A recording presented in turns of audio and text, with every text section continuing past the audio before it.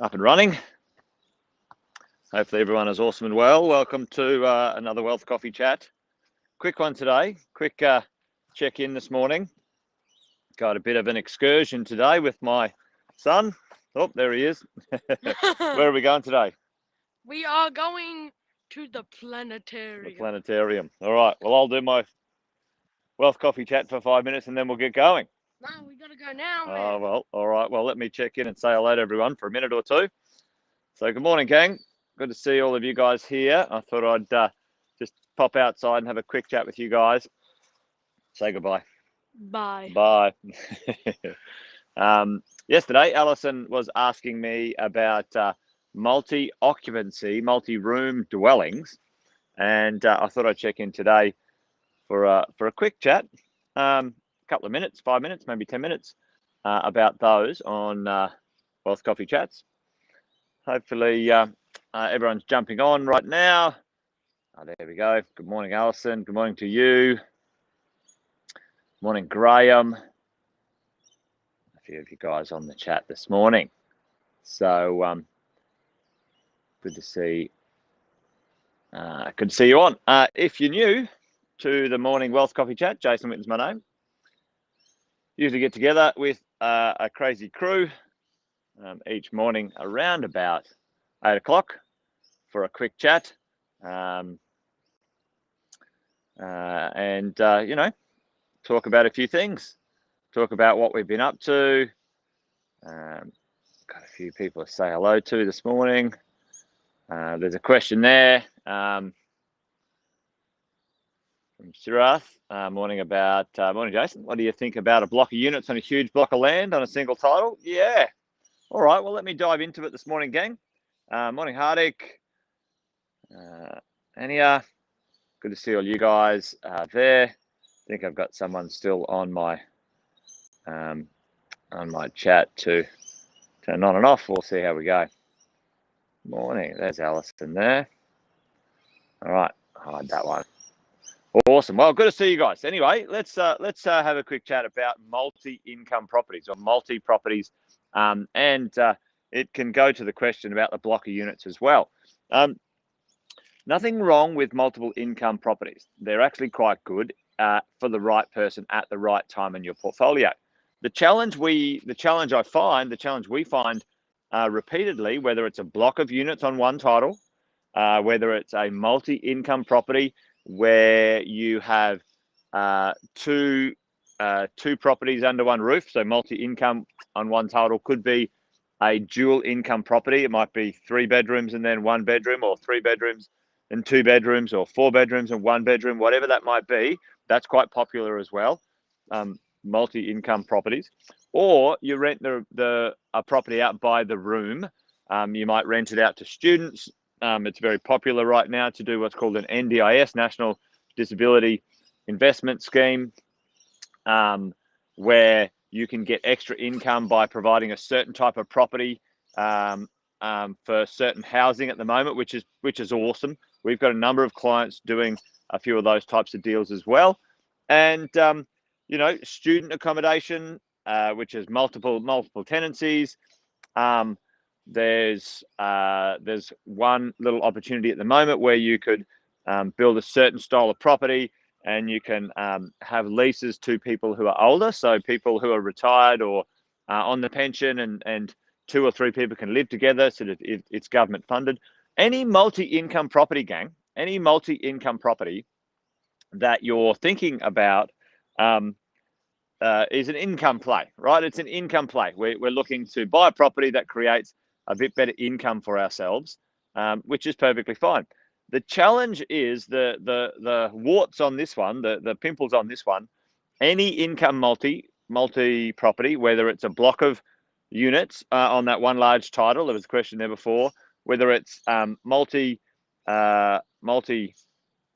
tenancies under one roof, carries some borrowing or some lending issues. Okay, now for some of us, if we're okay to borrow and lend at 70%, maybe 80% at maximum, maybe your choice of people to borrow money from goes from 113 to 3 people to choose to borrow money from, or all of those things. If that's where you are in your lending, that's where you are in your portfolio, then a multi-income property in the right location could be very good to add to your portfolio. However, gang, listen up. If you are limited with equity and limited with borrowing power, then a multi-income property is not for you too early in your investment portfolio, gang. Okay, because what happens is you might buy a cash flow property. Let's say you did buy that block of units, mate. Well, that's it. You've done all your equity. The extra income doesn't get counted as serviceability, which is a pain in the neck, right? Especially with multi-income properties, they have the banks do weird calculations about what the risk is, and your ability to unlock that equity and go again becomes a little bit more stuck because of your lending issues. So the point is, with multi-income or multi-density properties or multi-rent properties, if your borrowing capacity is fine, then they could work. But if you need to borrow at 90% and your serviceability is limited, then they're not going to work for you. Okay, so that's probably the gist of it this morning, gang, with all of this stuff. So just if you're in the mentoring program and you're thinking, well, maybe I'll buy a multi-income property because that sounds good, talk to your coach. Make sure you don't get stuck on one property. Then your goal is 5, and you can't finish your acquisition strategy. Okay, but where it works quite well, and this is where we've got some of our clients doing it, is on their 5th or their 6th property, they're buying an income boosting property that suits them, maybe a dual income with 2 dwellings under one roof, or an NDIS or something like that. New property, still brand new in a good location, and that now gives some cash flow acceleration to, say maybe the debt reduction, maybe the positive cash flow, et cetera, et cetera. Okay. Yeah, hopefully that makes sense, gang. Hopefully that makes sense. It was just a quick one this morning. Usually I'd get in there and dive on the whiteboard and do a bit more explaining, but I'm off to the planetarium with my son for excursion this morning. So, but join me again tomorrow at around about 8 o'clock. We'll get into it. And Lewis, good to see you, mate. Good to see you here. Thanks for joining us and hanging out. Awesome to have you as we go along. Yeah, Karen, the positive team put together those types of deals if you're interested. Now, they're not for the faint-hearted, for sure. And yeah, there you go. Andrew is showing exactly why these types of properties carry a little bit more risk in it, because his property was finished, he said, in February. I can't. Here we go.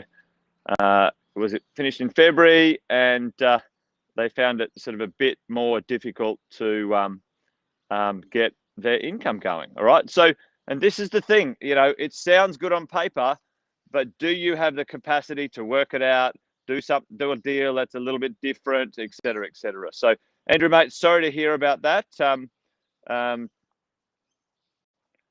Reach out to one of our coaches if you want to have a chat. There might be some solutions that they might be able to let you know about, or get you some contacts, mate, potentially as well. So depends on how you built those things, where you built them.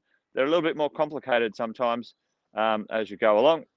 So there you go. Anyway, gang, got a roll this morning, but thanks for joining me on a quick Wealth Coffee chat. I hope you guys are awesome and well. Have a great rest of your day, and join me tomorrow for another Wealth Coffee chat, and we'll dive into it. We'll get on the whiteboard and do all sorts of cool stuff. All right, gang. Adios. Bye-bye.